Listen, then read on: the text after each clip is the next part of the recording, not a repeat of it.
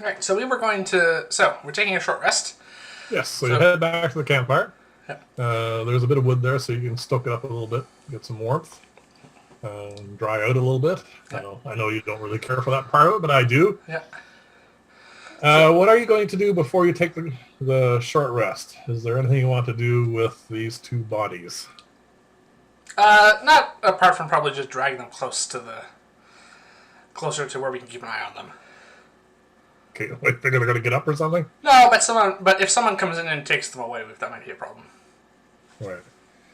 Before I forget again, I forgot when you had mentioned, suggested that I use the illusion to distract them. Yes. I meant to give you insight for that, but I forgot, so you can have that now. You mean inspiration? Sorry, my bad. Inspiration.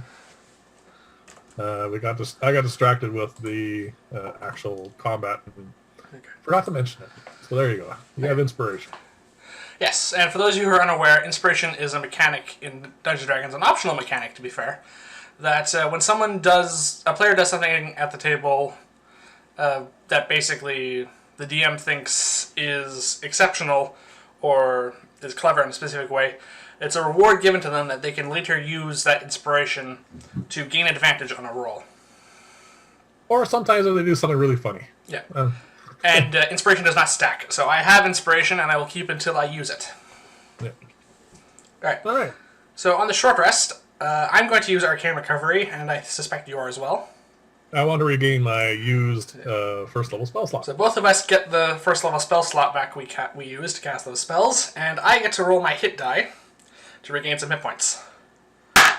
Right. I rolled a 5, and I get to add my Constitution to it, which is 4. So you're back up to full. After some brief triage and a rest, I'm back at full health. And I, on the other hand... Yes, you didn't take any damage. Alright. Just give it time, it will happen. Oh, it will happen. But, short rest is now over. Yes, so that takes an hour. Yes. So my compound language is Wrenn's course. We are now past noon by a bit. You're having an eventful morning. Yes. Adventuring. Full of adventure. So, but that went very well. We're both at full health. We both have our spell slots back. Our familiars are still alive. That's an ideal outcome. Yeah. Actually, yeah, it couldn't be much better than that. Okay. Anything else you want to do before you leave this cave? Yes, I want to search that alchemist kobold who was... Right. Roll an investigation check, please. I also remember where he put that bottle, so I'm searching that pouch in particular. Alright, roll an investigation. Okay. You can have advantage because I'll be helping you. Okay. Okay, I don't have investigation, but I still have a high intelligence score, so that's a 17 in total. More than enough. You easily find the vial. It is, believe it or not, a relatively... this is not what you would expect of kobolds. Let's put it that way. Yeah. The glass bottle is a delicate... it's a bottle, but it is very thin-walled. And it has a cork stopper in it. Or, well, actually, it's not cork because they don't have cork. It's a wooden stopper. It's actually really nicely fabricated, and it is sealed along the top rim with... you can roll a nature check if you want. Sure, why not? We're investigating, why not? Let's find out. Natural 20. I can tell you the exact species of coniferous tree sap that they're using. Okay. So using tree resin and sap as a sealant. And that seals the wooden cork to the bottle. But you notice as you're handling it, there's a liquid in there. You can see it. It's not clear glass. If only the nature check had been to identify that. Yes. And it is, you notice that the bottle is easily designed to break upon pretty much contact with anything. Okay. So, functionally, these are meant to be used as projectiles. Yes. By the way, we did see this... I'm going to... Well, by the way, you have a vial of liquid now. I have a vial of this liquid, yes. And you also have about 14 silver pieces. 14 silver. Okay. Well, 7. I'm going to give you some. No, all right.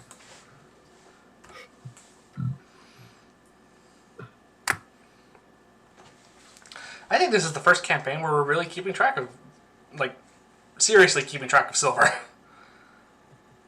Because we're poor. That's why. Yeah, last campaign, I don't think we paid too much attention to it. So I not only have this vial, I also have a pretty good example of what this substance does, because it's splashed on that stalagmite over there. Do you want to go and examine that? I want to go and examine that, yes, because it's finding this reminded me of it. All right. That would be a medicine check. You should probably be rolling this, not me. Oh, it's still good. Okay, medicine is wisdom, so that's 22. All right. So you go over to the wall where this splashed on it, and there seems to be it is fairly viscous. It has kind of a weird smell to it. And you touch it a little bit with your fingers, and you sniff it. You notice that the tips of your fingers feel a little numb. Okay. Is this the same smell my cat smelled earlier? Because I would probably remember what that smelled like. No, that was the smell of kobolds. Oh, I see. Now you know what kobolds smell like the next time it comes up. Okay. They have a interesting body odor, let's say. But, yeah, nothing you had smelled before. The reptilians, so who knows what... Yeah. This has a strong, almost medicinal smell. Okay, so this is some sort of drug or poison or something. Not acidic, that's good. Unfortunately, you can't tell what it does just by sniffing it. Okay. You have a bottle of it. I have a bottle of it. He was trying to hit us with it. So yes. It has some sort of offensive property to it. Or something that would be useful as a weapon. Yes. So... Okay, admittedly, I think you might be able to find something better, but I'm not sure you can roll higher than that. That was a good roll. That was a good roll. I may have a bit more background in it, but that's what if. Would you like me to roll? Sure, why not? I might as well. All right, I'll do a medicine check on this.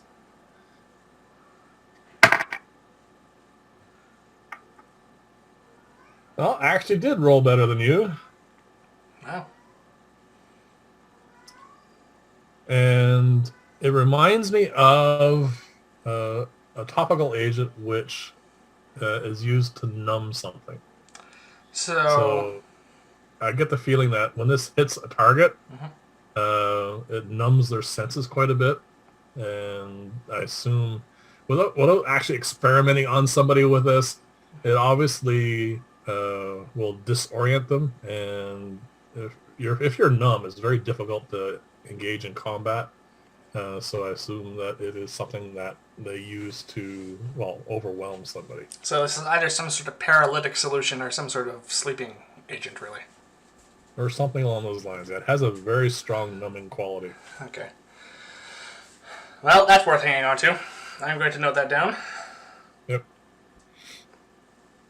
Hey, next time we see Bilius, throw it at him, see what happens.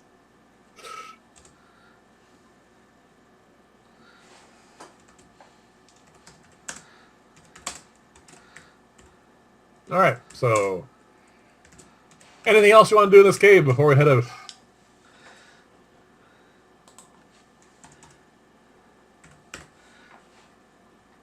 Okay. Yes, are there any of those mushrooms in here? Yes. Okay. Roll 20-sided.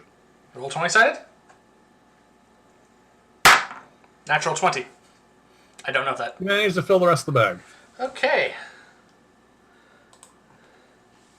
So one of the two things that he wants us to get are now taken care of. Yes, and possibly we might have some of it in here. I don't know if this is usable or not. I suspect it's been treated, cooked, whatever you want to call it, and he did specifically say he wanted the gels. Okay, so this is some, but this might be something he's interested in. Oh, I suspect he is interested in it, but it is not something that he requested that we go and get. Okay. So what to do? This be? I'm trying to. I'm just. Is it worth? I'm thinking whether or not I should cast detect magic and try and see if this solution has a magical quality to it or not. Because if it does, you could cast identify on it. Then 10 more minutes won't make any difference at this point. I don't think. I am going to take 10 minutes to ritual cast detect magic to see if it's magical. All right, you do so. The time goes by uneventfully. Yep. It is magical. Oh, it is. It radiates the same sort of level of magic you would get from a common magic potion. Okay, so a common potion. Does it Kind of have like the same you would get off a healing potion, but obviously it's a different... Okay, so it's a common chemical substance, some sort of potion. This is a bit of a long shot, but does it fit into any of the 8 schools of magic? Because detect magic lets me know that. That is a bit of a problem, but as a bit of a stretch, you could probably fit it into enchantment. Okay. So it might have... Okay, I am going to tell you that this solution is magical in nature. At least somewhat. Definitely something we should spend some time when we're not stuck in a cave somewhere and investigate it. Do you have... you have Identify, don't you, as a spell? Oh, yeah. And it is prepared, but it doesn't matter. It's a ritual spell. It's a ritual spell. And you have the pearl you need. Well, I could identify right now if you really want to. There's no rush. That's fine. Yeah. I'm going to put it in my satchel with the rest of my belongings. Well, I didn't think it was something we wanted to use. I think it's definitely something our mentor would be really interested in. Yeah. So it'd be something that I think we should hold back, especially considering the information that Leah had told us. Yeah. This is something I think has greater strategic importance if we keep it and hand it over. True. I was just wondering whether or not this would have been worth identifying now, but we can identify it later. Yeah. All right, then. Great. So we've had our long rest. We've gathered some very valuable knowledge. Short rest. Short rest, sorry. Yes. Not a long rest. No. Yes. We've had our short rest. We've investigated. We've completed part of our task. We've gathered some knowledge. We killed some kobolds. Yep. You let me... you let one get away. We might regret that, or we might not. Might pan out interestingly. All right. Yep. We leave the cave. Yep. On to the last one. Hopefully, we find some of these gels there. All right. Because we still need 3 of those. We are here. Yes. We're going to come out. We're going to pass through. This is basically woodlands. Yep. We were on this side, but we haven't been on this side yet. Yep. And then we're going to go to right about here. Yep. I want to proceed in the exact same method we did getting here, basically. So, Okay. you and I heading there, my cat briefly just directly in front of us, and your owl keeping watch. Right. Roll perception check for your owl. Sorry, your cat, and I'll do it for my owl. Okay.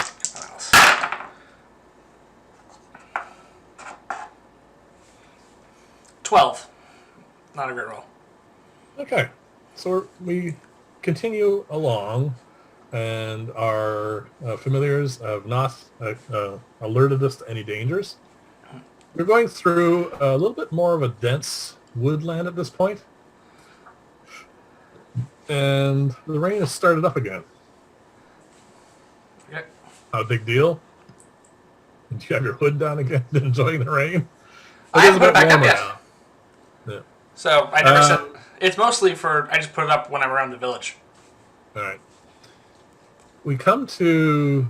this is old growth, as I said before, right? But there's not really a clearing so much as there is a fair number of fallen trees. You notice that there seems to be a bit of a structure on the ground. Mm-hmm. So hold on a sec. We'll go to our other graphic.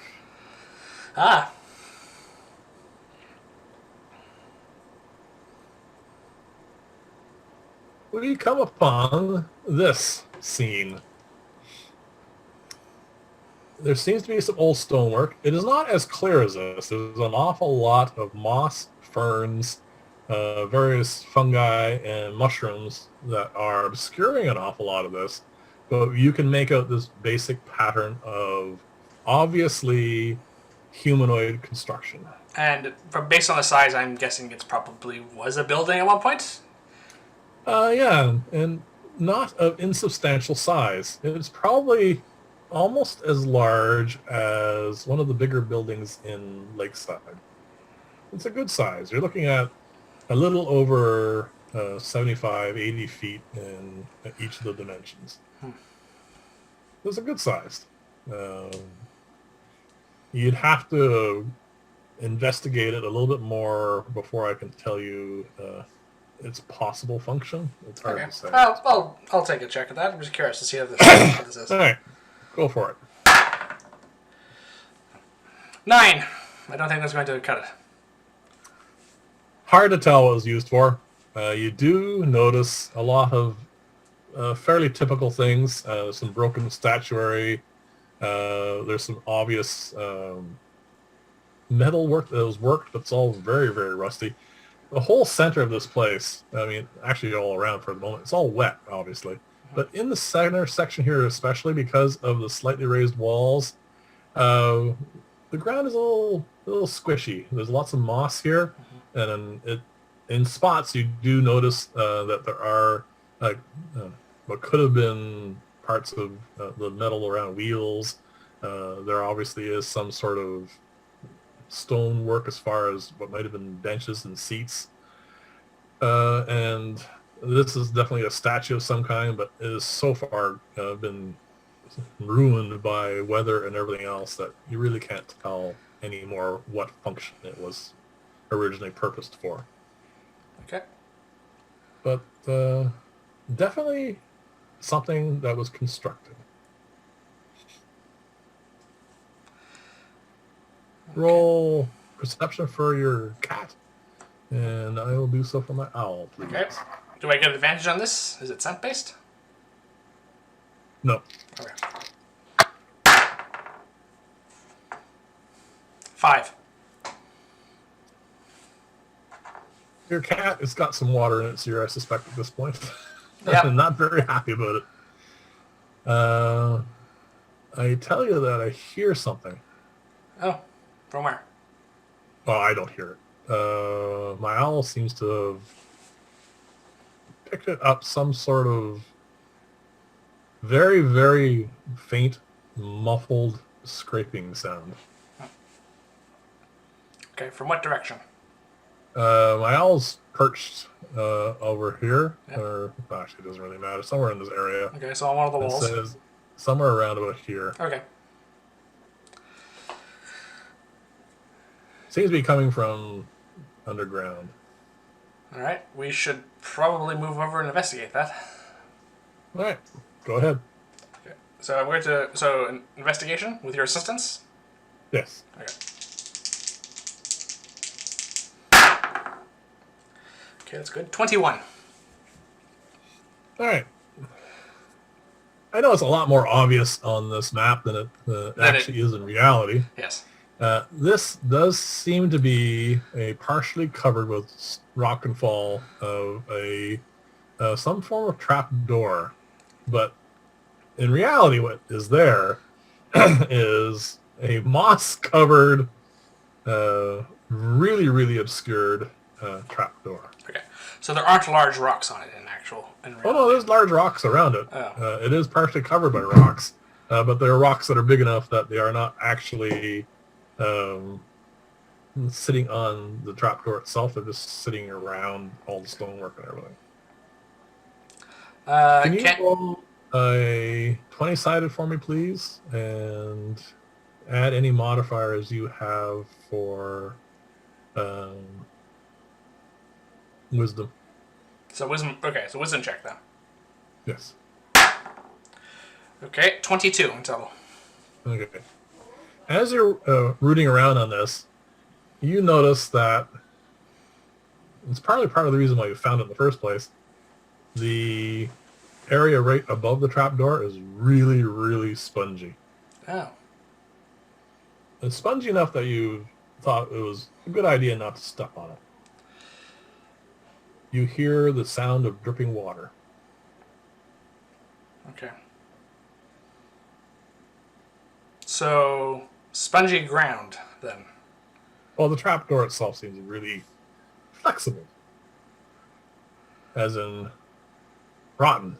I am going to take my staff and just touch it and just apply some pressure to that door. Roll 20-sided, please. Strength check. Oh dear. I'm terrible at those. Okay, that's an 18 minus 1 for a 17. You have picked the perfect spot to apply pressure, and your staff goes through what you perceive to be rotten wood. Okay. You now have a hole in some rotten wood, and as you pull your staff out, there's a larger or more audible sound now of dripping water. Okay, so there's water down there. But you are standing in very spongy moss that's saturated in water, because it is raining up here. Okay.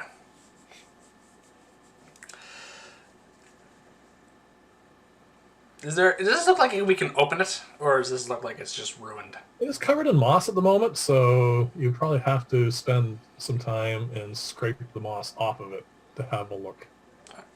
Okay. I do have... Yeah, I have a small knife as a part of my transcriber's kit. Right. So I'm going to take that out. I'm just going to, without really leaning on... Sorry? You have a dagger? No, I don't actually have a dagger. Okay. No, but I have a small knife. I'm going to use it to try and scrape the moss off without actually physically touching the trapdoor myself. I don't want to put too much weight on in case it gives way. Well, that will be a dex check. Okay. I'm better at those, but I rolled a 4. 5. Okay. What do we have here?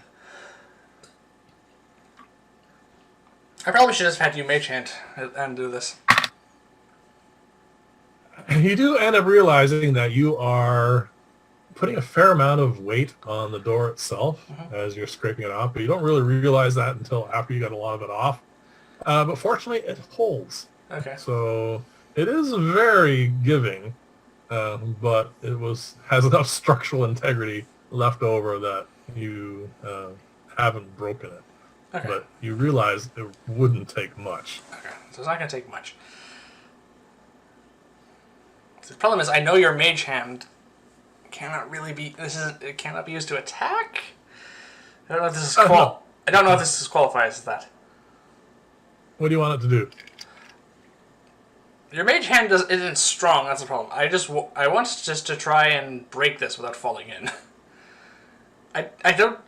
Or can you try opening this with your mage hand? I can if you want. It only has a strength of 10, I think. That's more than me. No, all right, there's that. All right, I will try with my mage hand to force this door open. And I do not succeed. Okay. This is tangent to what we're meant to be doing, but this is interesting. So, okay, I'm just going to try and take my staff and poke some more holes in this door, see if I can get it to start collapse. All right. Attack the door. Oh dear. That's a total of 8, but it's an inanimate object. I'm pretty sure they have like armor class 5. Oh, you can hit it. Yeah. Roll some damage. Okay, two-handed with my staff is a D8. Ooh, that's an 8 minus 1, 7 points of damage. Wow. All right, you give it a thundering crack with your staff.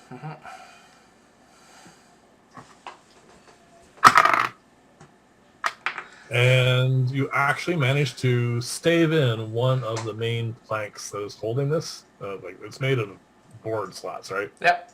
You managed to stave in one complete one, and at this point, you can actually have purchase to pull the rotten boards out if you want. Okay. I think we should have your mage hand do that. I will attempt to do so. There's something about this that strikes me as suspicious. And it manages it. You've done enough structural damage to this that I can pull out 2 or 3 more boards, and we can actually now see down into something. I am going to pick up one of the many stones. Yeah, there seems to be a few here. Just a small one. I'm going to cast the light cantrip on it, and I'm going to, as a bit of a repeat of what we did in the first cave we came to, I'm just going to drop it down into there to see what we see. Okay.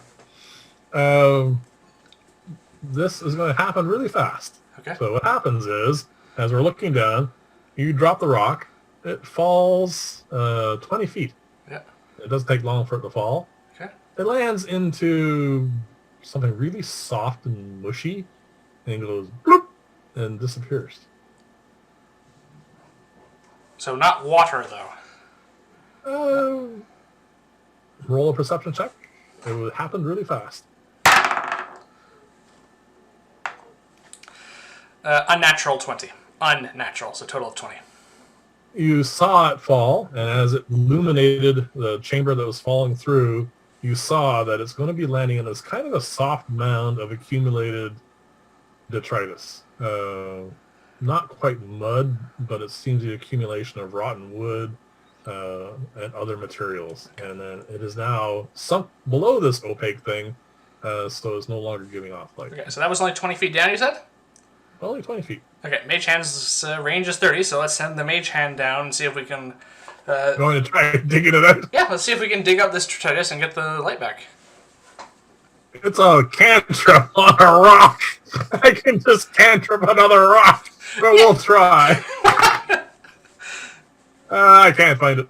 Okay, fine. I go and find another rock, and I cast a light cantrip on it. Light is not concentration, so both of them are now glowing. Alright. And I give it to your mage hand. And I lower it into the And you lower it, and we'll lower it down this time. Yes. And we see, because we're looking through a relatively confined area into a room, we see a floor that is covered in a lot of mucky, detritus-filled, well, let's call it mud. Okay. It is basically a room with a fair amount of mud and obviously other things sticking out like bits of wood, and you can probably discern some old furniture. Okay. Here's a question. How good are owls at hovering?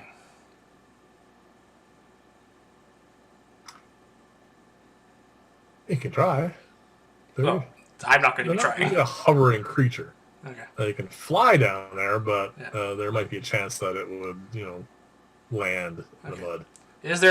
My next question is there actually like a ladder down into this room? You do see the remnants of some rungs, but the places where you put your feet, the slats, are long gone. But you'd probably assume that some of that wood down there is them. So we'd have to... That's a 20-foot drop. Well, no, you can do a fireman's pole kind of descent into this if you like. I'm going to just take my staff. Can I... It's about 6 feet long. One of those things that firemen, as you've mentioned, one of those rungs we'd be sliding down. Yeah. I'm going to touch it with my staff and try and poke it. See, how structurally sound is this? All right. Roll. Everything else in here is rotting. I should have been using my staff earlier. 16. You give it a resounding smack. Yeah, just like poking it. At this point, you realize it is actually metal. Okay, so it's metal, so it won't rot. No, but it is quite rusty. Oh, boy.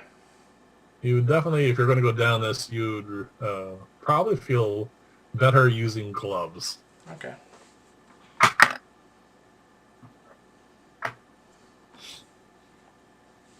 Okay. So here's my question. It doesn't really say that I have gloves in my equipment.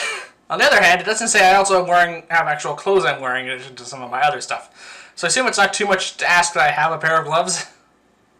General attire, Yeah. you can have whatever you want. Yeah, I have an explorer's pack, so Yes. I assume You that have underwear too, but I expect that's not on your list. And No. socks. I mean, no, that's fine. That's not a problem. Okay, I am going to put gloves on. Yeah. Are you okay? You're going to do that as well? Yeah. Okay. Well. Okay. You're currently concentrating on keeping our light source out of all this mud, so I think I should go down first. I can try and perch my little glowing rock on something a bit more solid than the plop right underneath it. Okay, if you want to try it, you can. Right, I'll try and place the rock somewhere better. Easily done. Okay. It is now propped up on a piece of rotten wood. Oh, good. Something that could very easily give way. It's a light rock, though. It's a pebble. It's a rock. It's fine. Okay,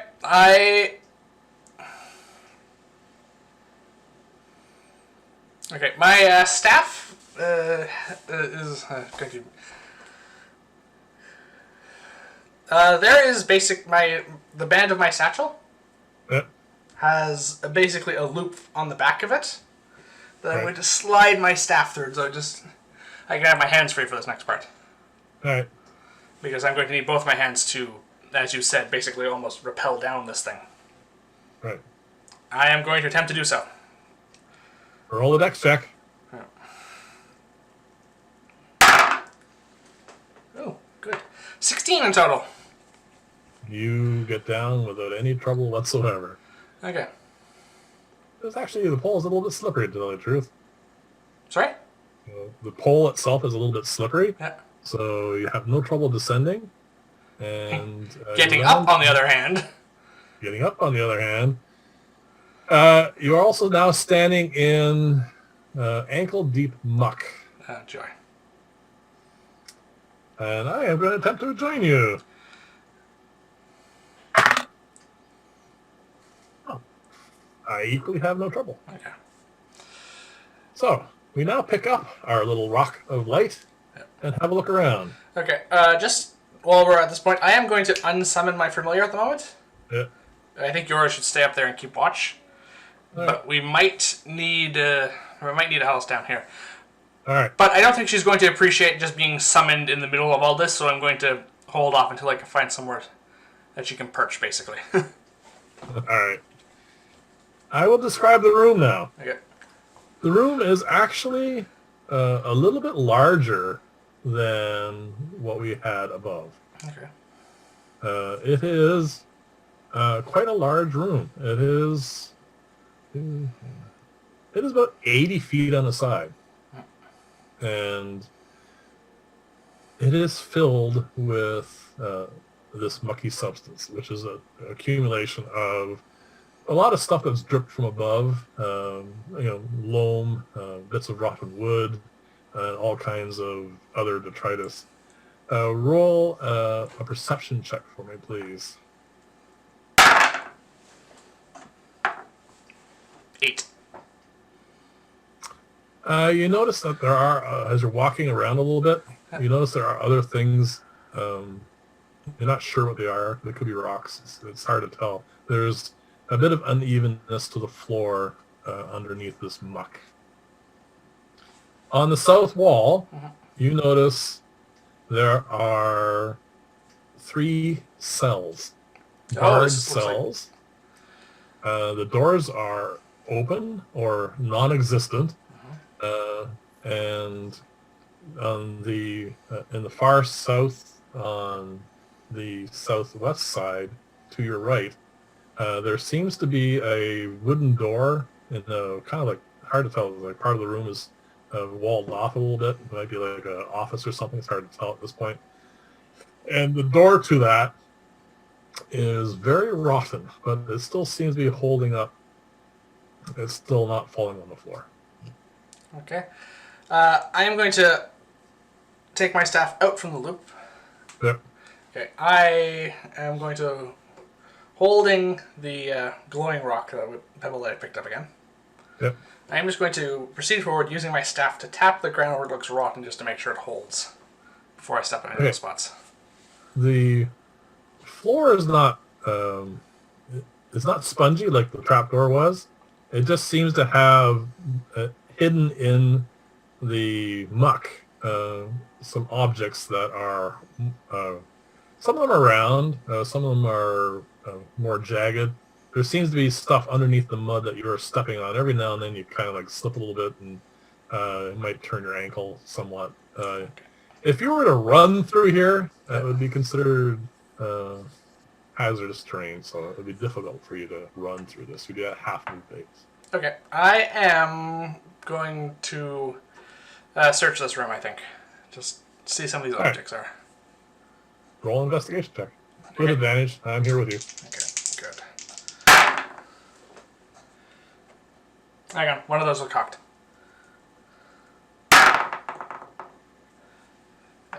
It was the worst. It came up as a bad result anyway. 13. All right. The cells really don't have much in them. Again, all the floor throughout here is covered in that same muck. Yeah. Once you get closer toward, like further away from the trap door and towards the sides of the walls, it's a little bit less, but you still have a fair amount of material on the floor. You can't really find anything in them.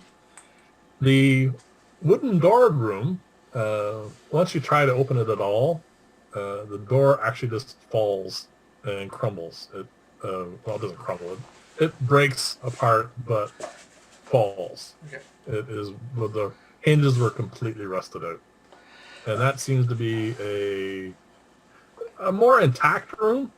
But again, there's still a fair amount of liquid on the floor, and there's like moss and slime and all sorts of stuff through this. Okay. Okay. One of my cantrips, Prestidigitation, allows me to instantly clean or soil an object no larger than 1 cubic feet.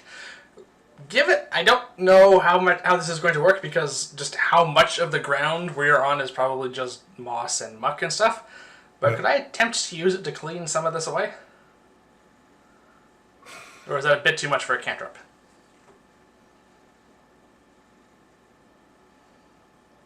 I think it is too deep to do that here. Okay. It's not like you can. Sorry, does it say 1 cubic foot or 1 square foot? 1 cubic foot. Well, according to the rules, it should be doable because it's not more than a foot deep. Okay. I'm just also looking at shape water, which I get as a water genasi.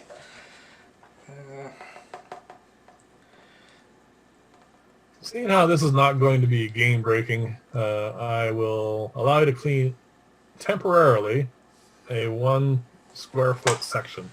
Okay. And what you see when that happens is there's a bunch of rubble, like you felt with your feet, like broken bits of rock and mortar and that sort of stuff. But also underneath there are bones. Ah.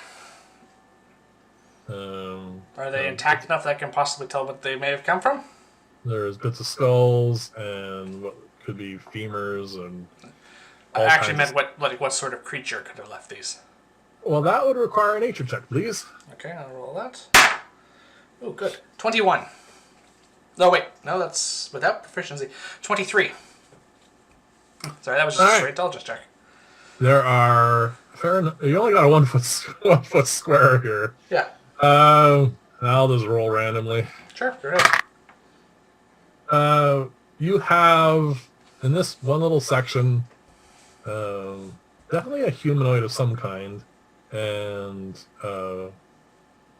some form of rodent. You're not sure. Okay. Probably a rat. Could be a weasel. The problem is they're all broken, right? Yeah. They've definitely been trodden on before. Okay, so we haven't really found anything down here. There is more to this. Okay. That one room in the southwest, you kind of had the door slightly jarred, like the hinges were so rusted it just sort of fell in. That you haven't explored yet. And to your east, there is an opening in the wall that you haven't gone through yet. Okay, I'll go to whichever one of those which is closer. Pick one. You're equal distance. You're pretty much right in front of the cells. Okay. One's to your left and one's to your right. The actual room. Then we'll look in there first. All right, so you go that way. There's a little less detritus in here. Mm-hmm. Oh, good. But it's still quite wet. There's a lot of rot. There used to be furniture here, and there is what looks to be a rotten chest sitting on the floor in the back corner, behind the desk. Okay, so there's a chest in here. Yes. Okay, I just want to look around in this room, make sure that there's a safe path to this chest. Right. There's no traps or anything, or other hazards. Search away. Do I get your assistance on this, or? Of course. Okay, that's good. 17. You do not find anything that makes you feel uncertain of your path. Okay, I'm going to go up and look at this chest. Is it, so it's made of wood, is it? Made of wood? It is made of, well, originally it was a wood and iron-bound chest. The iron is now thoroughly rusted. And the wood is probably rotting just like everything else? Hmm? And the wood is rotting like everything else in here? Like everything else. You know by the decay that's down here that this has been around for a very, very long time. This may be a moot question because, considering the condition of this chest, but can I open it? Is it locked? Or is it just open, basically, as it is? It may have been locked at one time, but you don't even see a lock at this point. Okay. It is long since rusted away. I'm going to take a look inside this chest. I'm going to find something useful. All right. This is more for how much stuff you could uncover. So I want you to roll an investigation check for seeing what you can discover and not just tossed aside as part of the stuff you're moving out of the way. Do I have your assistance on this? Or? Yeah, sure. Okay, good. Alright, that's not as good. 14. Alright, so you managed to get the lid off. It does crumble a fair amount, but you did manage to move stuff out of the way. And once you get digging down into this, where are we at? We're there.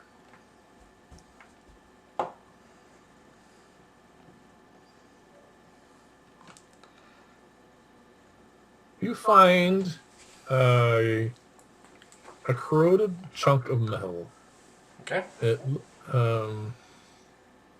It is hard to tell what it was, but you get the smell of metal that's rusting. Okay. And you notice some glints of some metal that hasn't rusted. Is this like an ingot, or is this like a container? It is kind of like... It's hard to tell what it was, but in its current state, it is almost like a round... kind of like a small mound of rusted things that have rusted together. Okay. Okay, I may not be able to do this, but I'm going to attempt to use prestidigitation to try and clean the rust off. This may not work. It won't really do a whole lot because it is pretty much solid rust. Okay, yeah. So. But you do clean off a few sections that you notice that some of the metal that's in here is gold. Oh. Which gold? Gold does not rust. Yes. Okay. So you have some rusted metal and some non-rusted metal, and that non-rusted metal is gold. Okay, is there any way of separating the gold from the rest of it? You can give it a try if you like. That would be a dexterity check. Oh, good. It's not strength. 15. Alright, let's see what you get for that. You manage to, through various actions with your staff and everything else, manage to break out of this mass 10 gold pieces. Okay, so I'm going to give 5 of that to you. And you do realize as you're doing the rest of it, you're pretty sure that this used to be a coin purse, and there was a fair amount of copper and silver in here as well. But that just has rusted to the point where it is now It's just useless. a slag piece. Okay. But we think we got all of the gold. I think I got all the gold off of that. Hard to tell. There's a lot of dirt here. Okay. I'm going But you to did set... notice one other thing in here. Yes, I was about to get to that. If there was anything else in That the chest. is a extremely rusted metal... extremely rusted. Backtrack. Okay. Extremely rotten... could have been a log. It's hard to say.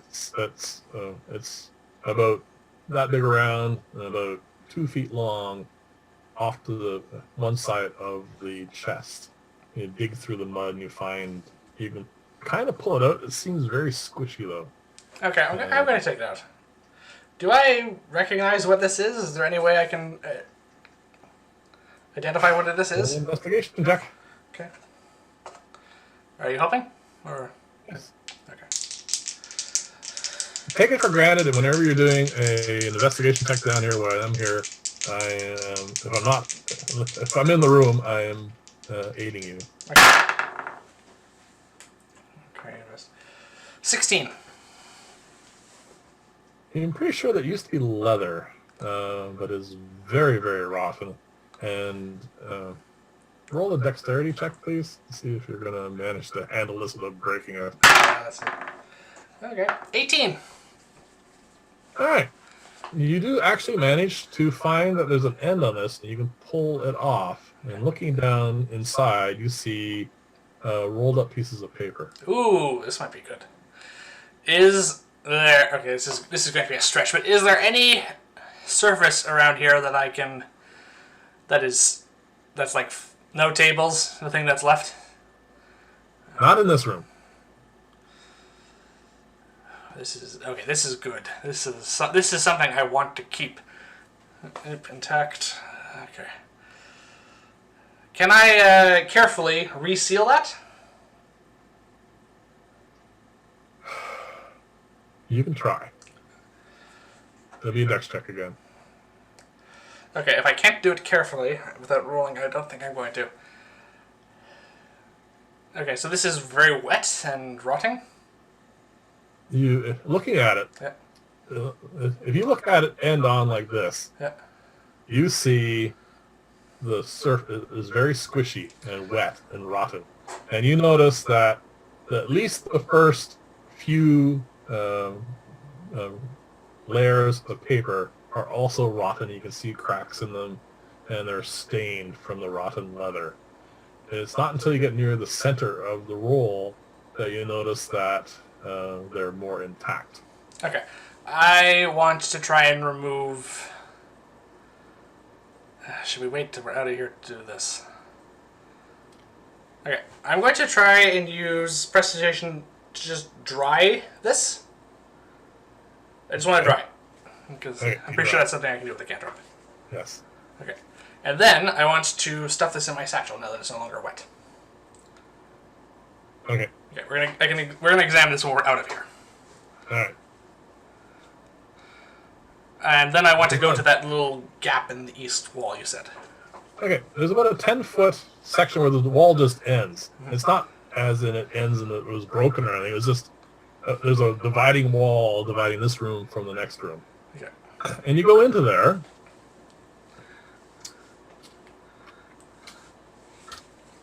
And it is a little bit clearer in here. The mud still does seem to ooze a bit into here, and there is a little bit of water on the floor. It's not as bad as it was before.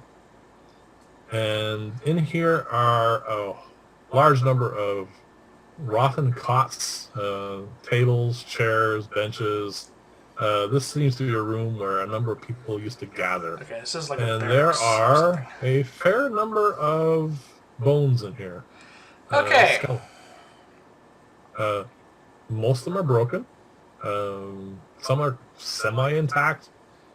They are all, some are strewn on the floor, some are on the tables, some are in the cots themselves. Okay. So there's some... Okay, there's some chests in here, basically. Some... There are some what you call footlockers. Yeah, some footlockers. Yeah, that's the word I'm thinking of. Okay. But again, everything is in a extreme state of decay. Okay. And then also on this, because you can see now, this room is roughly the same size as the room you just left, and there are two exits from this room. One straight ahead and a little bit to the left is just a small gap in the wall, and then directly to the north, in the middle of that north wall, is another 10-foot a 10-foot gap. It's seriously large one. It goes into another room. It is dark down here. The only thing that's showing you anything is the light stone you're carrying. Yeah. And to your immediate right, that whole section of that wall has all caved in. Okay. That has collapsed. Do So I think there's it's a little safe? bit of rubble towards your right as well on the Okay. floor. But does the room look safe to enter? You can roll an investigation check or perception. Oh, let's say perception. Sorry. Okay. Do I have your assistance with this, or is this just for my own? Always while I'm here. Okay. That's better. Total 20. Well, you wouldn't want to go poking your staff into any of these crumbled down walls, but if you didn't do that, you figure you're pretty fine. Okay. I will enter this room if I can. Yes. Oh, yeah, you can just walk right in. Okay. Actually, the footing here is better than in the room before. It's better? Yeah, there's less water, slightly less mud, and you can actually see the stuff that's underneath the stuff now. The bones are sticking out of the water a little bit. Okay. I am going to... Let's go look at some of these footlockers. Okay, as you walk into this room, you do notice there's two spheres in this room. They're about a foot. They look like, if you'd ever seen a puffball, they look like that sort of size and shape, but they're translucent, like a bubble that seems to be full of liquid. And they're just sitting there on the floor. Do these look like those gelatinous creatures that I heard Wrenn describe? They do fit the description, yes. They just seem to be sitting there. Okay. Okay, so he would have explained to us how we get these, this gel from these creatures. Yes. Do we have to kill them? Yes. Okay. But you have to kill them carefully. You can't go freezing them solid, or you can't go blasting them with fireballs or firebolts. Basically, what you need to do is there's a membrane. Mm-hmm. You have to slice it open, and then they kind of go. They're very delicate creatures. Okay, so this is going to be tricky, but I'm going to tell you that I think we found a few of these. All right. I also was there when we got the instructions, so. Yeah. Okay, I do have a small knife which I can take out. Yep. I'm going to slot my staff back into. I actually have a dagger. Yeah, you have. Well, I assume my knife is going to work just as fine. Yep. Okay. What are you gonna do? Well, I guess I'm going to approach these things cautiously and quietly and attempt to cut them open and make an incision. Roll a stealth check, please. And I'll do the same. 15. Who So knows what'd you what senses these things have? What'd you roll? 15.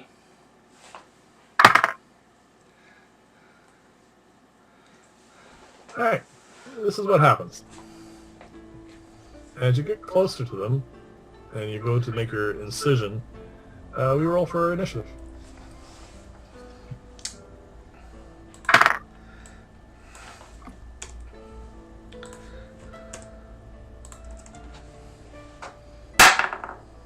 Oh dear. I have a 3.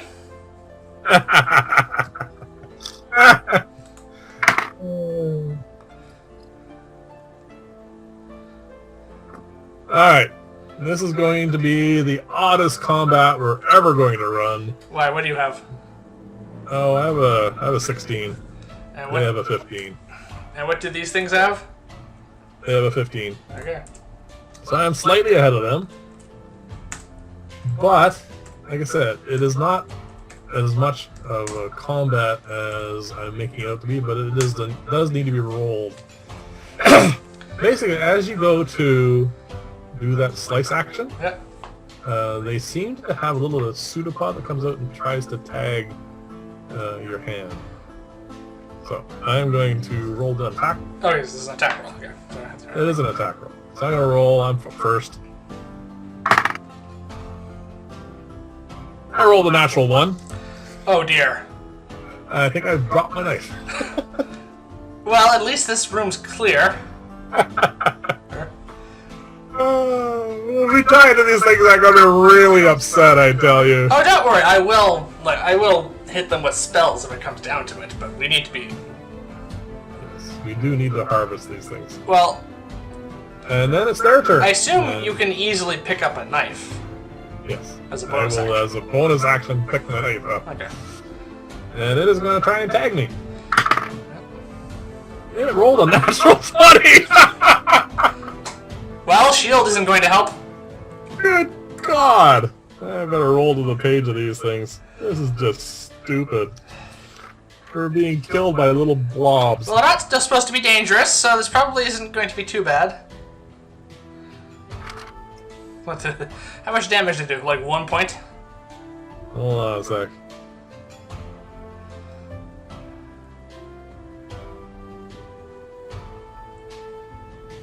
Here we see the dangers of both playing and DMing at the same time. Yep. Alright.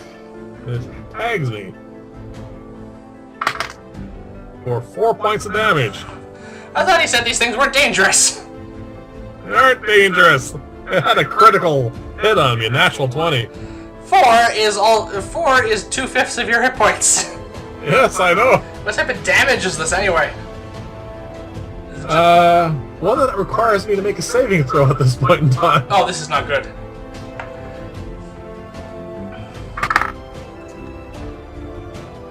And one I fail. So what happens to you? As I go to pick up my knife, it tags me on my arm, and I let the knife go because my arm has just gone numb. Oh, they're right. The kobolds are making that potion out of these things. They have some sort of numbing effect. My right arm now is numb. Okay. I don't take any additional damage or anything, but Which is for good. all intents and purposes, my attacks now are at disadvantage against it. Okay. So there's a second one that was reaching out towards me, I think. Yep, and it's going to try and tag you. It rolls a 9. Does So it have it any misses. bonuses to hit me? No, it rolls a 9. Okay, then it misses. Yes.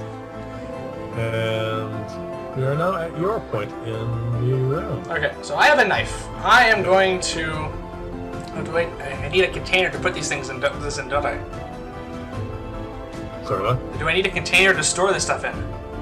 No, he says once you slice the membrane, there's a liquid that comes out, like a cytoplasm kind of thing. Yeah? And then there's a core of gel. Okay, so there's a nucleus I'm trying to get, okay. Yes, so that part is what we're at. Okay, I am going to try and slice this thing open. So is this just an attack roll? Yep. Okay. Am I proficient with a knife? It's not a weapon. A knife, a dagger. Are you proficient with a dagger? Yes, I'm a wizard. I'm proficient with daggers. Then you're fine. Okay, so then it's also a dex weapon then, isn't it? Yes, Yes, okay. it's a finesse weapon. Okay, that's good. 18 in total. Alright, roll your damage. So D4 is the damage normally for a dagger, so I'm using that? That's fine. Yeah, okay. Oh, 4 plus 1 is 5. That's max damage. Alright. You surgically slice the top of this, and it opens up and oozes all over the floor, and you see a little core of a gel. Okay. I should have kept... I still have my gloves on. Yes. Okay, good. I'm going to You wait don't for... need, when Wrenn was explaining this to us, Yeah? the core is quite stable as long as you don't heat it up. Okay. So we don't need. He also gave us jars to put them in. It's safe as it is right now, as long as you don't step on it. It's not. With our luck, is that going? I'm not sure that's going to hold. So I don't have the jar on hand, so it's an action. It is in your satchel. Oh, I also have one too, or a couple. We both have a few of these things. So I assume it's an action to use that.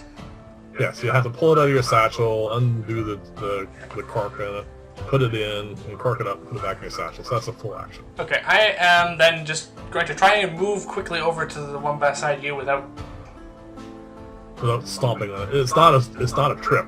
It's like they're like this far apart. Okay, I'm going to move over. Right shoulder to shoulder with you.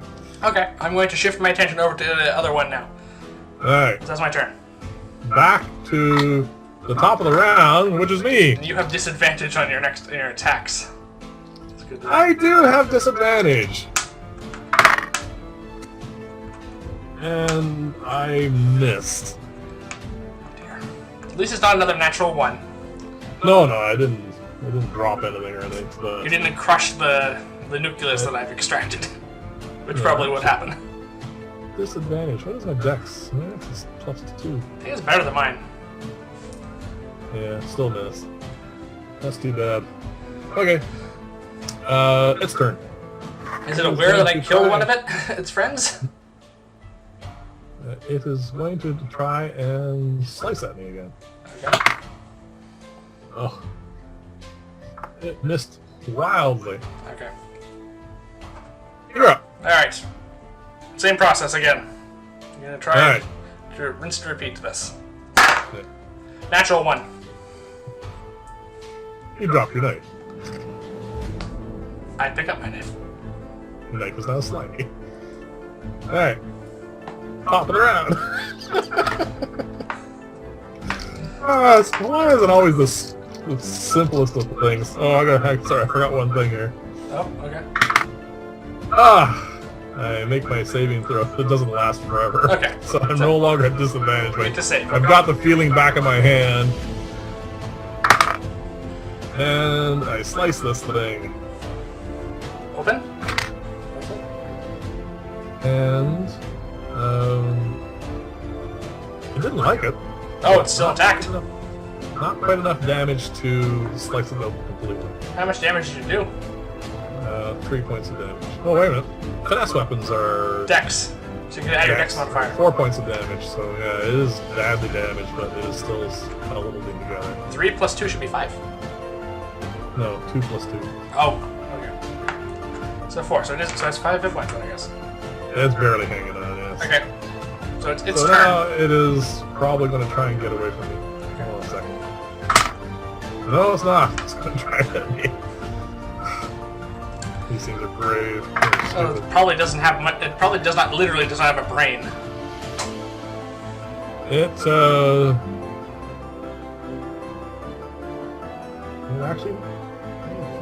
actually hits me. Good God. Cast shield. It's not a critical hit. I'm not too worried about it. You can't cast shield on a Should critical. have been 3 more damage. I'm down 7 hit points. Holy crap. But I make my saving throw, so I'm not numb. All right. You're up. Surgical strike number 3. 21. You hit it. You kill it. 3 more points of slashing damage. Doesn't matter. I only had a hit point up. Okay.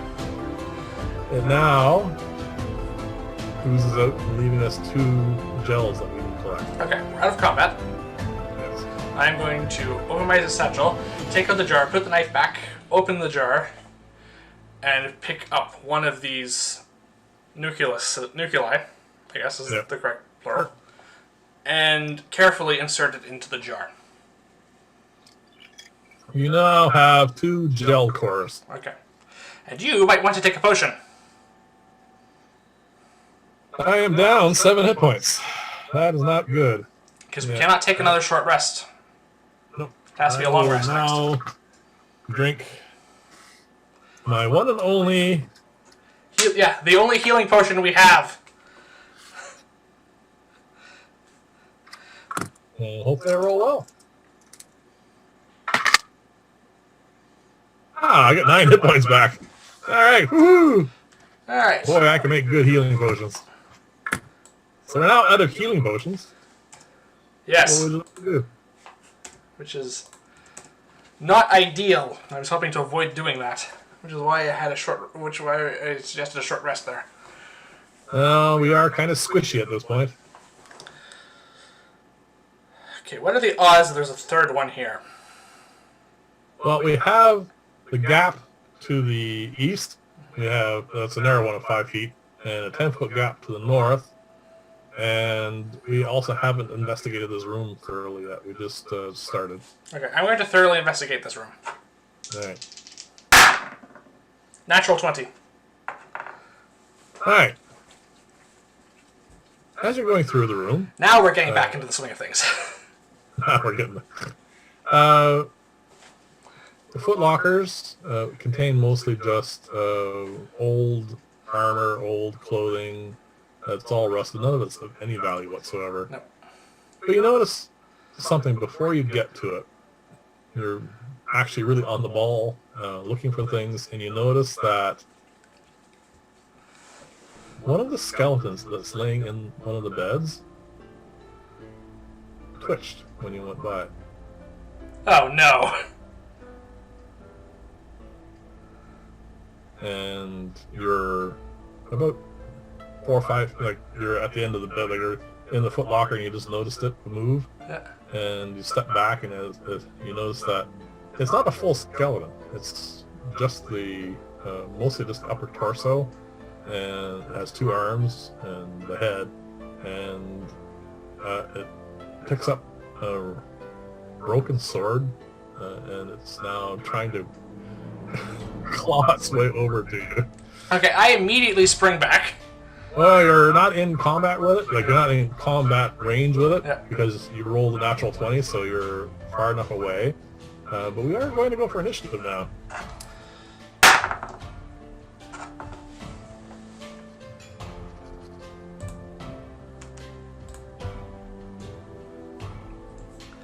What'd you get? 11. How about you? I got an 8.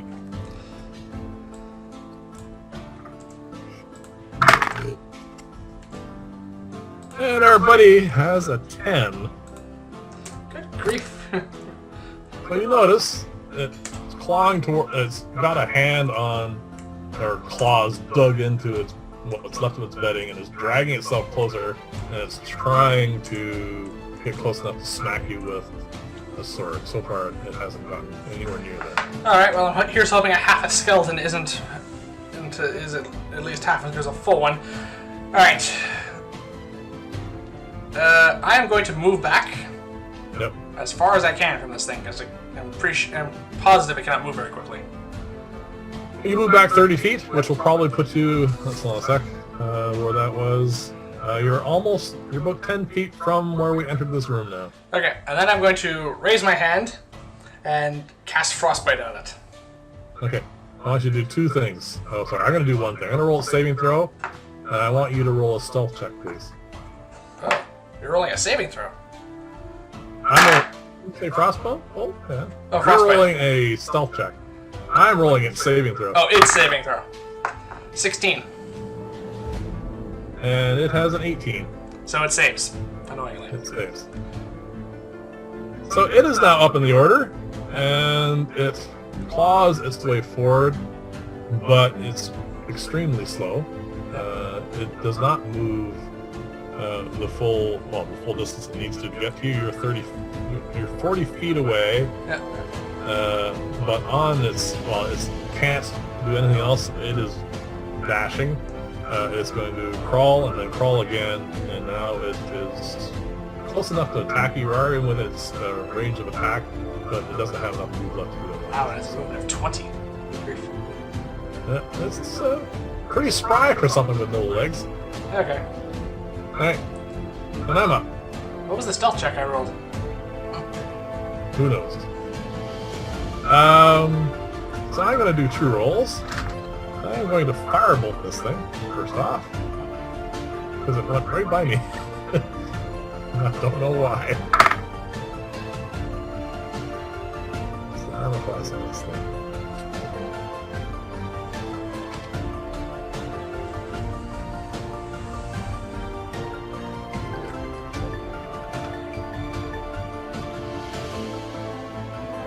I miss.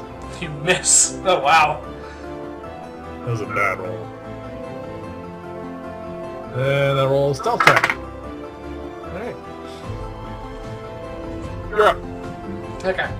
I am going to take out my staff, because the one thing I do know about skeletons is that they do not handle crushing damage very well. Alright. And I am going to try and knock this thing's head off, basically.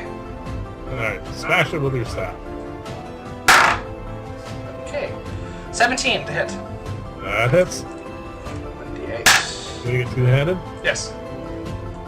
I rolled a 4, minus 1 is 3 points of bludgeoning damage. Alright. Now, You shatter its skull. oh! Does that stop it from, What's that? does that stop it from moving, from trying to kill me? Yes. It was severely damaged. And it had, as you know, it's weak to bludgeoning damage. Yes. Or susceptible, however you want to look at that. Vulnerable is usually the term. Hmm? It's usually referred to as vulnerability, but yes. It is vulnerable to crushing damage, and it was severely damaged to begin with, and now it is inanimate. Roll a stealth check, please. 12.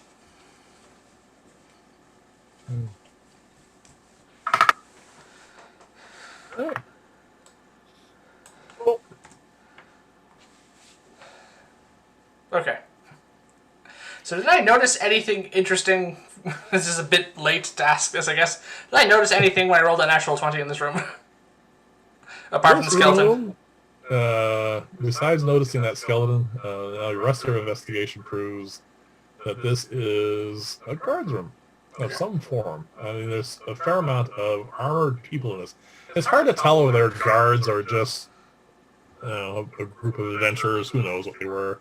This is a long time ago.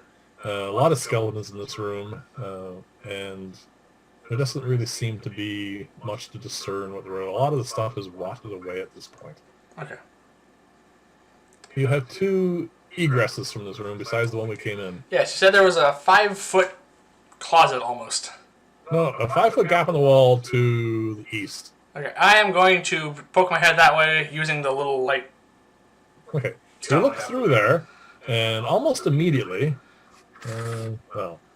15 feet away, I guess that's close enough, you notice that the far wall is crumbled down, just like the south wall of the room you were just in. It's all been caved in. There's an awful lot of rubble there. And mixed in that rubble is a bunch of furniture, stonework, stone benches, all kinds of stuff. It is actually considerably drier in here, though, because we're getting much further away from where all the rain's been coming in. Okay. Just standing where I am, do I see anything of interest that makes me think it's worth going in this room? You can roll an investigation check. With your help? Or Oh, yeah, I'm there with you. 22. Alright, let's see what we see in this room.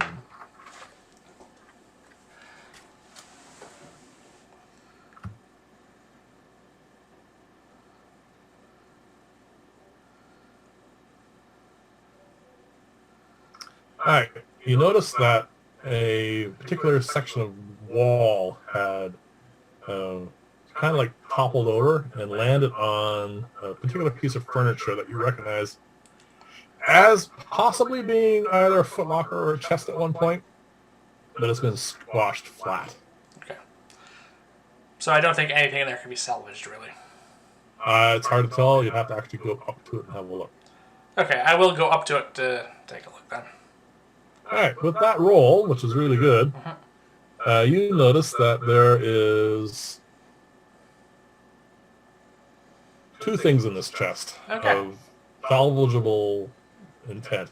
Basically what happened when it landed on the chest, the front of it just pretty much just exploded out, and two things rolled out before the rest of it got squashed. Okay. One rolled because it's round, Okay. and with that roll, you realize it's pretty much exactly the same shape and size as the thing you've already stuffed in your satchel. Okay. It looks, but this one's more intact. It is kind of a crumbly leather tube. But it's dry. It's dry, yes. Okay. I am going to pick The that other up. thing that got popped out at the same time is a much smaller wooden box, and it is actually not rotted at all. It seems to be very intact and a beautiful wood, a very nice, either mahogany or teak or some sort of really hard wood, and it's carved nicely and it's really a beautiful box. Okay. All right. I am going to take both of those. Yep. I'm going to put the leather cylinder in my satchel. Yep. Does this case look like it can be opened? Oh yeah, it's got a little little catch on it. You just push both sides and it releases, and you can open it up. Okay, I'm going to open and see what's inside. All right. You open it up, and in it there are. Think of it as little spots where you can put eggs. Yeah. There's a dozen of these little slots. 10 of them are empty. 2 of them are not. Okay. 2 of them have about that big around faceted semi-precious stones, and each of them has like an etched figure on them. One is a wolf, and the other is a boar. Okay. All right, we'll find out what these are. Okay, I'm going to close the box and put that in with the... I'm going to put that in the rest of my equipment. All right. And as you're looking through this, you notice that this, whatever this was before it caved in, to the south is all caved in. There's nothing there at all. And to the north, it seems to swing around, and it looks like it hooks up with the north break in the wall there, the normal one. Okay.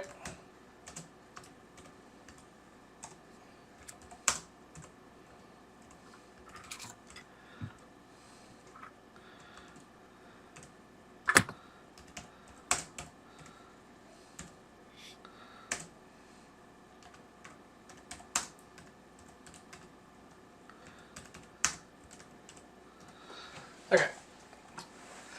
Sorry, I was typing. I was writing it down. What was the?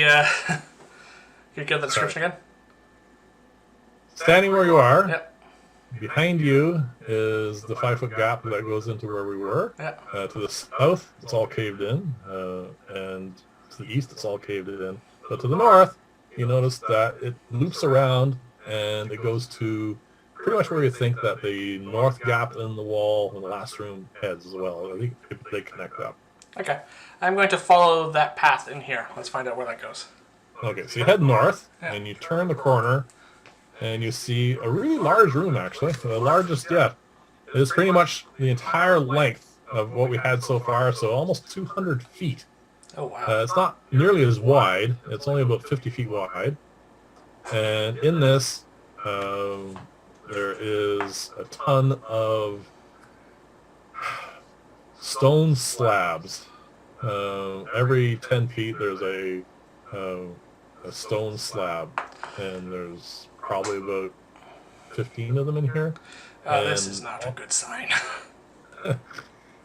And roll an investigation check. Actually, no, at this point, no. Roll a perception check at this point, because you're standing at one far end. You're only getting to see what your light stone is showing. With advantage? Yes. Okay. Oh, actually, no, sorry. No, just regular, because there's a lot of this is in dim light. Okay. I'll roll again. Okay. It's actually better. 21. All right. You realize that these slabs are stained. Something happened in here that involved some individuals that were definitely not voluntary. So this is either a room for experimentation or torture.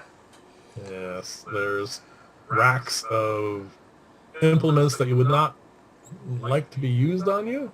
Now, most of them are rusted at this point, of course. Well, mostly because of what they were used for.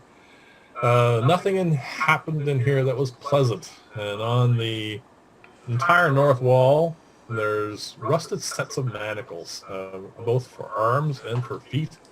And that goes off into the dark. And along the walls, of course, there are also benches, workbenches, all kinds of stuff. You can't see most of it because it's still further into the room. Yeah, you definitely have to go that way. I'm not entirely sure I want to go in this room. I mean, it's not as bad as when I first thought it was going to possibly be a crypt. We've already been attacked by one undead creature, but Yeah. there could be some... I say to you, I don't know about you, but I don't really feel like going in there. Nothing good will come of that, I don't think. And this is, admittedly, this has helped our task, but this is a tangent from what we were meant to be doing. We've already found some good stuff. We might find one more gel. All we need is one more and we can go home. Okay, fine. Yeah, okay. I am going to head into the room, but I'm going to try and find the exit that leads towards the north corridor in the other room. Okay. You go not far. It's actually only about 30 feet in. So once you get about 10 feet in, you can actually just see that exit. It's to the south at this point. So you want to hug that wall then? Yeah, I'm also looking around with the light as far as I can. Okay. At this point, is there a cat here too? I have not resummoned her, no. Okay, so roll a stealth check, please.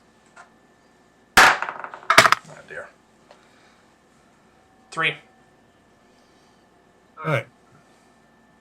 As we're moving through this room, you notice on the north wall, I mentioned that there's shackles. Yep.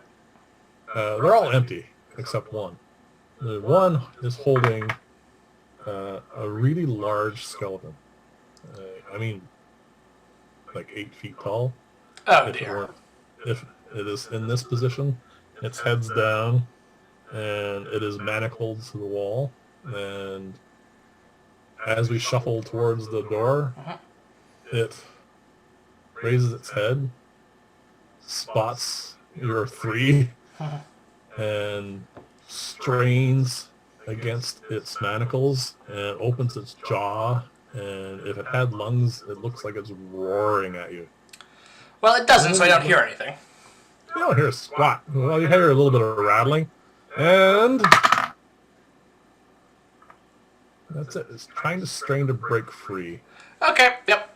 I think that's our cue to leave, I say to you. Alright.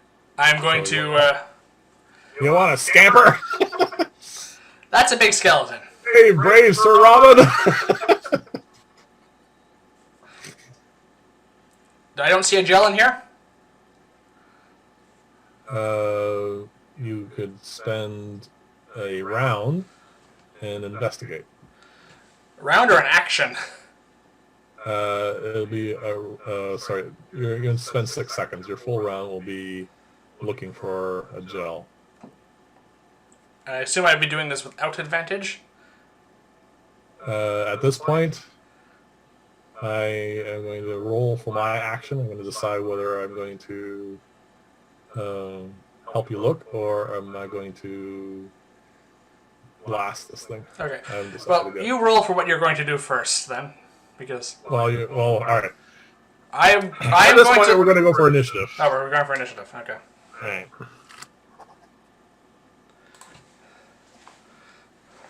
Because time does matter in this. Oh, that's the best I've rolled all night for initiative. 16. I got 2 plus 2 is 4. 4.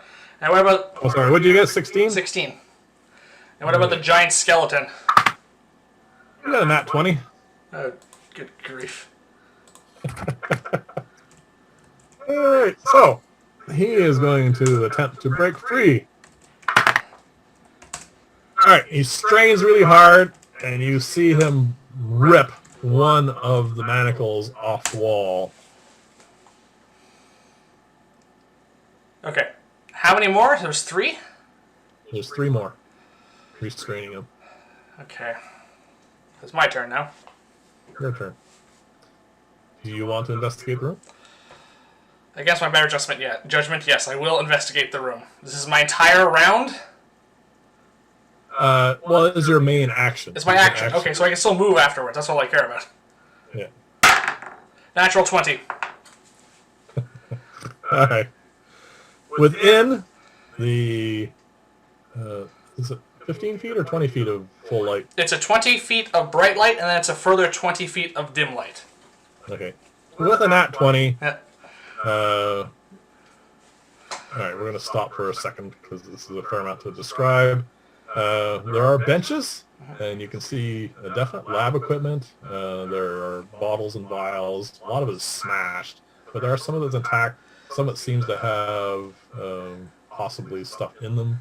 You do notice there is 3 gels in this room, and again, lots of other equipment, but it's getting to the point where it's in the dark. You can't really tell what it's for, but there's definitely some form of lab experimental equipment in this room. Okay. And jars and vials and all kinds of stuff that you can't really discern in 6 seconds while you're really agonizing over whether to stay here or not. I am. Okay, just quickly, from the last encounter of these things, it's an action to slice one open if we kill it. Which took 5 damage, which is the most I can do with a with a 9 knife. 2, then it's another action to put that thing, to take out a jar and store the nucleus. Yes. So that's 2 rounds minimum. And this thing has 3... Huh. Alright. For our audience, I'm going to break character here for a second. When situations come up where my character can give advice, I roll an intelligence check to see what kind of advice or what level of advice I can give.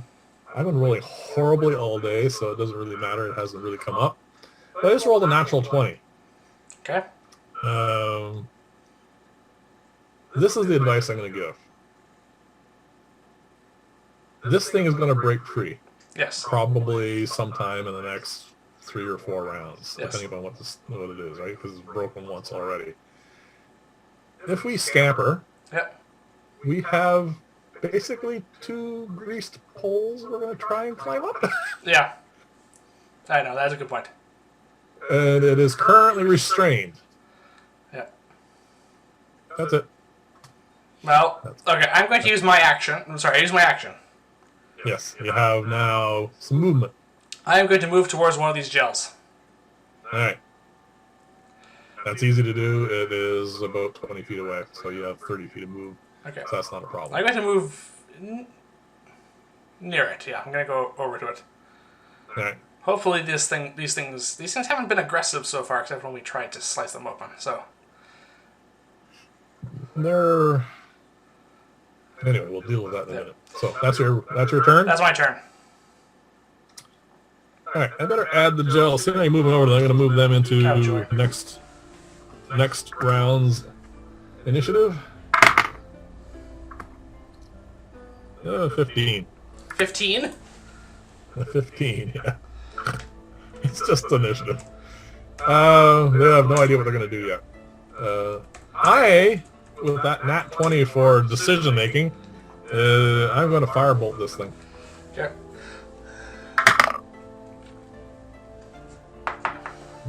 What is the AC on this sucker?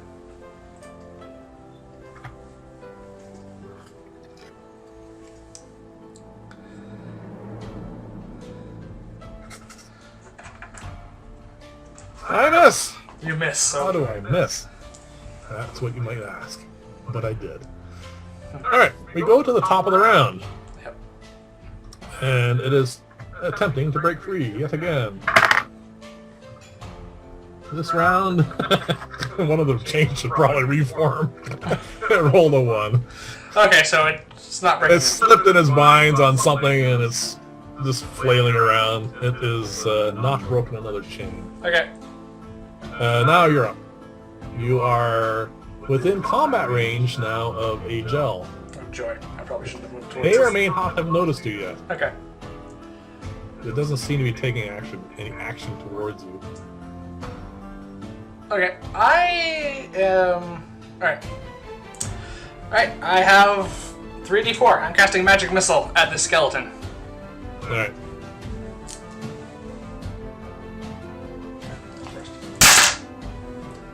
Oh, that's good.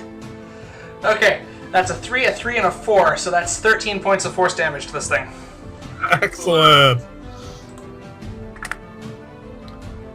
It responds to the damage, and you see bits of bone flying everywhere. Yeah. It is still intact. Alright. And then, just more out of curiosity if these things are actually going to attack me or not, I'm going to step 5 feet away from this thing with the gel on beside.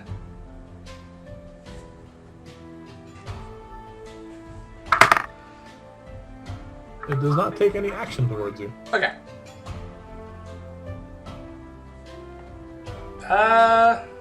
That's my turn. I got real bonus actions. The gels, their initiative now, Yes. they seem to be moving around the room. It's hard to tell what they're not moving towards you per se. Okay. So not being aggressive, that's good. They're not being aggressive. And then it's my turn. Alright, you bugger. Firebolt. Oh, that's more like it. 19. And 8 points of damage. This thing is restrained. Hmm? I'm just checking, it's restrained. Attack rolls against the creature have advantage if it's restrained. Oh. Doesn't matter if it's ranged or not. Even if it's ranged, you said? It doesn't matter if it's ranged or melee, you have advantage to hit them. Okay. Well, I hit anyways, doesn't really matter. It might be a Top of 20. the round. It is now going to try and break free. It does not. It's now decided to roll really poorly. Alright. My turn. Yep. Okay, I'm going to save my last spell slot. I'm going to try and frost bite this thing. Alright. So Constitution saving throw. 17. Save. So you're going to stay put. The gels are going to... Hang on. Hang on. My turn's not done yet. So, how is any of them moved away from me? Really? they're moving kind of randomly. Okay. So they are moving roughly about 10 feet in total every round. They don't seem to be moving towards you specifically, but I mean, if you stand still, eventually one might bump into you. Okay, no, but they're not. Okay, I'm just curious if they're not moving away. Can I, as a bonus action, take out my little knife I was using before? Okay. Yeah, okay. I'm gonna have that handy. It's in a Just. belt. Huh? I assume it's in a belt or something, like a sheath. Yeah, it's just like it's like basically it's like its own little built-in kind of slot, Sheath. holster, scabbard Sheath. on my Sheath! sheath. Yes, Yes. on my satchel. Alright. I was gonna take it out, just so I can quickly cut one of these things open if I have to. Alright. Let's see what they're gonna do. So far, their random motions have not taken them near you. Okay. Back to the top of the round. Mr. Big and Ugly. I think I made the DC check on this too high. He does not manage to You break didn't free. get a turn. I didn't? Oh, good lord, I'm at the bottom of the round. My bad. Sorry. I'm so eager for this thing to break free. You get to attack with remember advantage. Yep. And I hit. 4 more points of damage. So it's Now it's turn. down 17 hit points.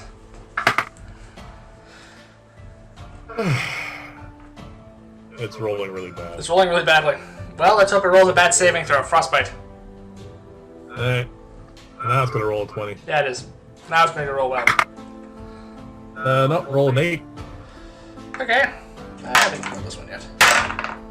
No. 2 points of cold damage. And disadvantage on its next attack roll, which it probably won't make. It's not going to be attacking. It's going to be... If it was disadvantage on strength checks, that would be a thing. Just weapon attacks, I'm afraid. Alright. And then the gels. One has moved kind of a bit radically and is now bumped up against your leg. Can you roll a Constitution saving throw, please? Okay. 8. Your leg seems to have gone numb. What does that mean? That means you are now hopping. Oh. I can't stand on it?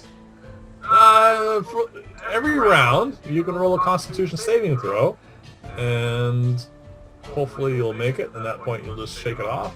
But to that point, yes, your move rate is drastically reduced. So, halved, I presume? Yes, you can hop. Okay.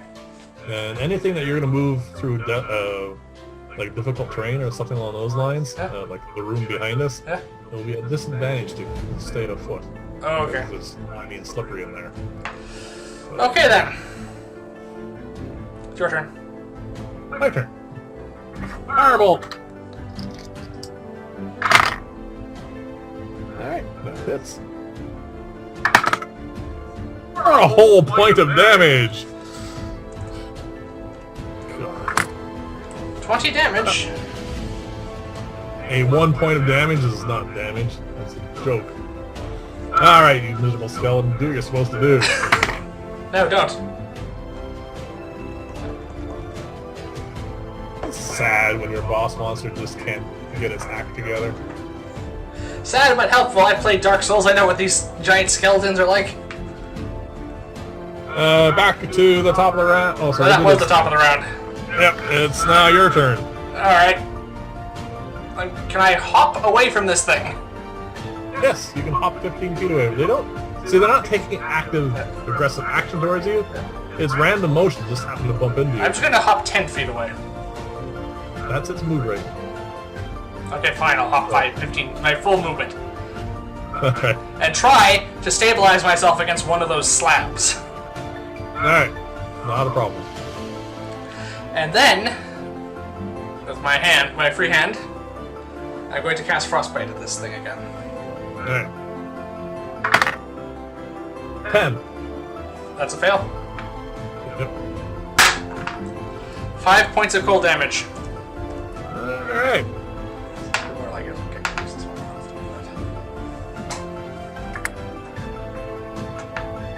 And now, the gels are gonna move. That's still standing. This thing is tough. What's that? It is still standing. This thing is tough. None of them are within a move Oh rate wait, of you. don't I get to roll saving throw? Yes. Okay. Sorry, my bad. 12. I think that might be it.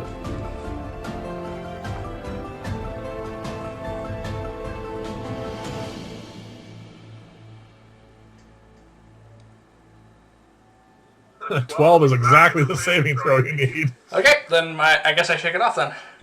Yes, Okay, that's good. your leg is now functional again. Alright. And you're at me. Oops. Where are you? There it is.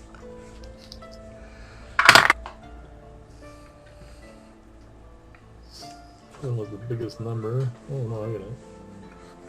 Oh, that's 17. Alright, I hit. Okay. For 6 more points of damage. That's better. This thing is really looking rough for wear. I hope so. We've done 30 plus damage to this thing. Yep. Top of the round. It's going to try... Better break free.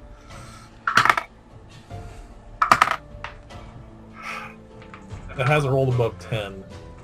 And how many of these now? I think this is round 5. I was hoping this would be a little bit more, you know, nerve-wracking. It It was terrifying to start with, but I'm sorry, It's gone. fizzled, yes, I know. Alright. You're up. Can I just magic missile it? Damage. I imagine a magic missile will put this thing down. I might need the spell slots. Frostbite again. Alright. It rolled a 4. Apparently, it cannot roll to save its life. 5 more points of cold damage. Alright, this time it freezes and then crumbles to the ground. Ha! That was sad, stupid boss monster. Okay, but I assume we're still in initiative order, though. Only if you want to attack the gels. We do need one more of them. Yep. So that's my turn. You can walk up to one of them and try and slice it open if you like. I think I'll wait to do that till my actual turn when I have an action again. Alright, so your turn's done. Yep. Gels are going to move. One that you didn't notice bumps up against your leg. Oh dear. Another saving The throw? other side this time. Another saving throw? Please. Yeah. Natural 1. Ah, now your right leg is numb and your move rate is halved. Yeah. Why is it the ineffectual, stupid little monsters are the ones that are Hamstring us? doing I don't take any damage from that, do I? no, this is just a bump. This wasn't an attack. This is just a random motion. Okay. So now we're going to... It's your turn. Hi, yes. I'm going to walk over, To this one that's right beside me. take my dagger out, and try not to cut your leg off. I wouldn't feel it if you probably. 19! That's a hit. That hits. For 4 points of damage. Not enough. It is their turn. So one is right beside you. And No, me, I'm and up. I'm up. Oh, that's right. Top of the round. Sorry, you. My bad. Are they? Yeah, they just went. Yep. Okay. I'm going to try and cut this one open. Just to. Okay. Go for it. Just have to hit 17. It hits. And it opens up. You don't have to roll. 2 points of slashing damage. I wanted to. It doesn't matter. It only has a hit point left. Okay. And then I assume on your turn.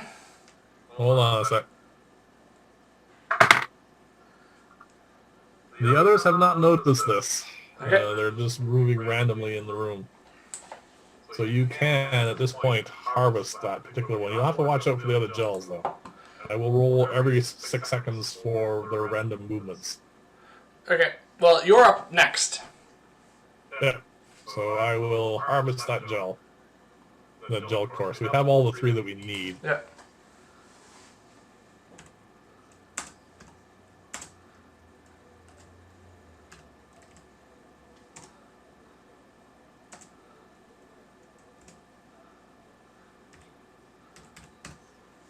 Okay. I say we get out of here then. Alright. First, you're going to need to roll a Constitution saving throw. Alright. 9. I will support you as we head out of here. And I'm also going to take my staff back out to try and support help as well. Yep. Okay. They're not following us. They're just randomly moving through the room. Okay, so 6 seconds later I get to roll another one. Yes. And by the time we get into the other room, you can roll again. Natural 1. Could take a By the little. time we get into the final room, Yep. you can roll again. 11. The DC You're was going to 12. stand here until you roll 12 or above because you can't climb with a numb leg. Yep. Again? 6 seconds Yep. later? Yep. I assume there is a time limit to this. That'll eventually wear off. 20 total. Alright. That was even sad. even though you're feeling better, Yeah. I think I should go up first. Yeah, that was sad. Those gels were more annoying than anything we've had to fight. They're not even a monster. They're just a semi They're a pest mostly. fungus. Alright. I roll a 20 and manage to get up. And because you're kind of semi-disabled, I'll lower rope down to you so you can climb up that. It'll be a bit easier. Yeah, You'll still have to roll. I was about to take out my rope and attempt to do that. Yeah, but Yeah, roll a dex check. okay, I'll climb up. 20 total again. Oh, no problem. We're both up. Okay. Well, I say we head back to Wrenn's place. Yep. Give him our completed mission, inform him about the Kobold solution, and run some detect magic and identify this other stuff we found. Okay, I'm gonna roll just to see how uneventful our trip is. Okay. Okay. Yes, we're fine. We make it there. Yep. We do not run into any more kobolds or anything. Okay. Alright. So we regale him of our adventure. Yep, I hand over the sack of mushrooms and 3 gel cores. Yep. So I'm taking those off my equipment to touch base.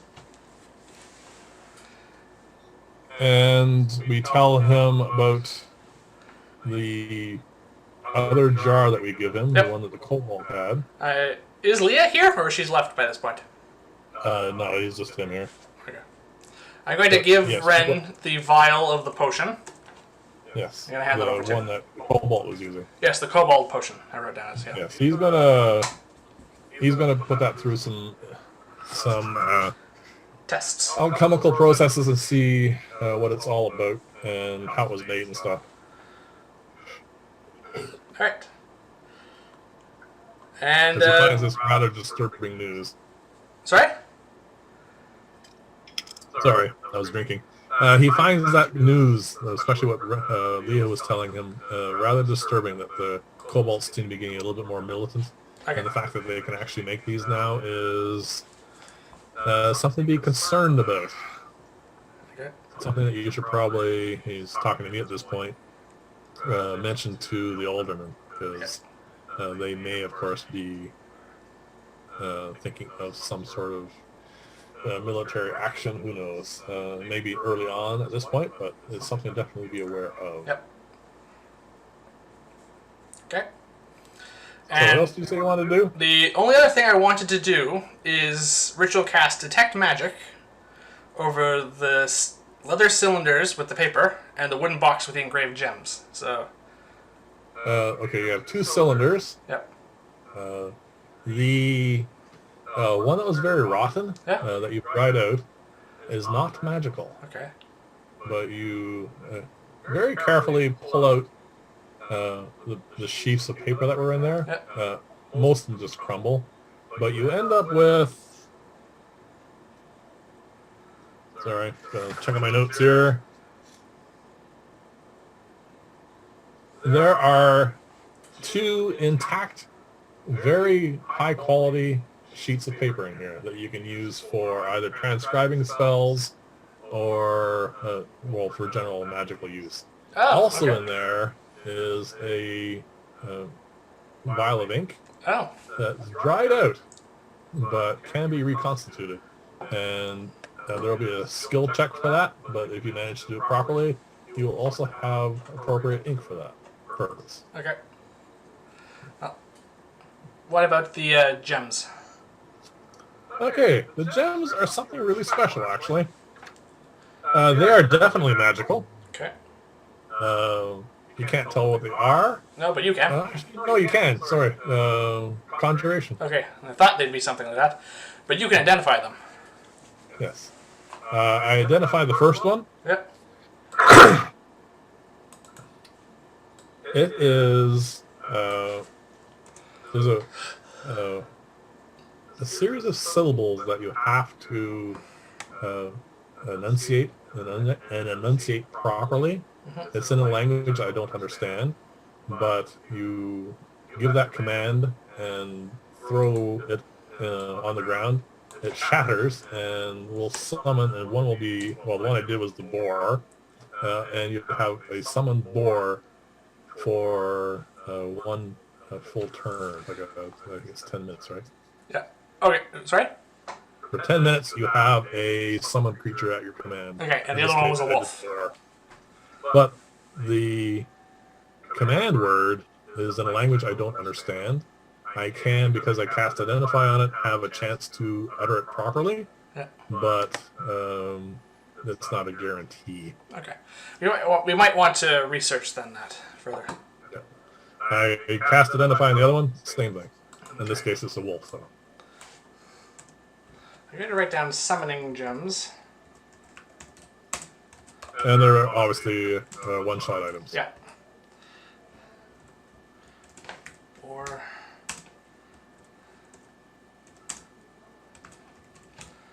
wolf. Do not know. Oh, this of command to use. Okay, we can look into that later. Yep. Okay. So the last thing I want to try to do is I would actually like to try rolling that skill check to find a way to reconstitute that ink. Right. One other thing you're missing is the other scroll case. Oh, what was in that? It actually has 2 scrolls in it. Oh, I thought that was it. Okay, what's in that? 1 magic missile scroll Oh. and 1 ray of sickness scroll. Ooh, one's necromancy. Okay. Do you want me to hang on to those? Yeah, that's fine. Okay.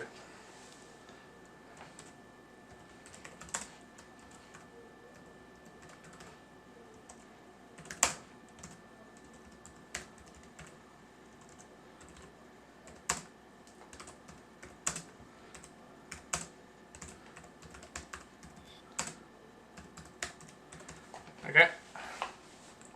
And I would just like to, just to see if we actually can do it now, I would like to roll the ability check to try to reconstitute this ink. Okay. Wrenn is going to give you some instructions on that. Yep. And then roll away. Okay, so this is an intelligence check? Just... It's an intelligence skill check, but you are not proficient at doing this, so you don't have any proficiency bonus. So just straight intelligence. Yes. I think I failed. 8. You don't do it right. You have a vial of ink, but it's not of high enough quality to use for transcribing scrolls and stuff. Okay, but the paper is good, you said. Paper's good. You have 2 sheets of high quality paper. So what does that amount to? Nothing without the ink? Well, you are going to have to, at some point, because we are living in a place which is pretty much non-magical to begin with, you are going to have to obviously put paper together, fabricate your own paper, and you're going to have to come up with, well, Wrenn will help, but you need to find the ingredients for and make your own ink. And every time you make it, there will be a skill check, and gradually you'll become more proficient at it. But it is something that you do. You're a scribe, so Okay. you'll gradually get better and better at it. But the pieces of parchment that we have is good enough. Yes, the paper's fine. Okay, but I need the This is ink. high quality paper. Okay. Unfortunately, you just messed up on the ink, that's all. You can still use the ink, just not for spells. Okay. But we'll get more into that sort of fabrication stuff as the campaign progresses. All right. Is that everything then? That's everything. All right then. And as far as the crystals go, we'll probably take that up in our next session. We can. There are some. Well, basically, what you have to do is we'll just do it right now. It's very straightforward. If you do not know the language, which you do not, there is a skill check to enunciate the word properly. Okay. And if you do, it will land on the ground, shatter, and you get your character, the summoned creature. If you mess it up, you don't get anything. Does the crystal remain intact? No, it cracks when it lands on the ground. Oh boy. So now, knowing from what you know, if you cast comprehend languages, you will understand the language that you're trying to speak, and it raises the lower the DC or raise your ability to succeed. Okay. I can do that now, just here at the end. Basically, just take the 10 minutes I need to learn.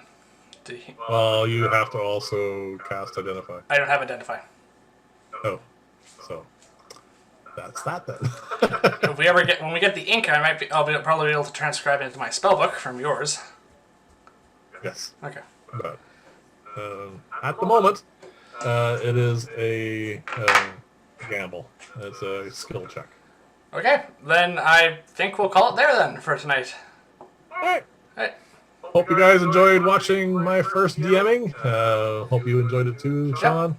Yep. And we'll see you next time. Thank you for watching, everyone. We'll see you next time.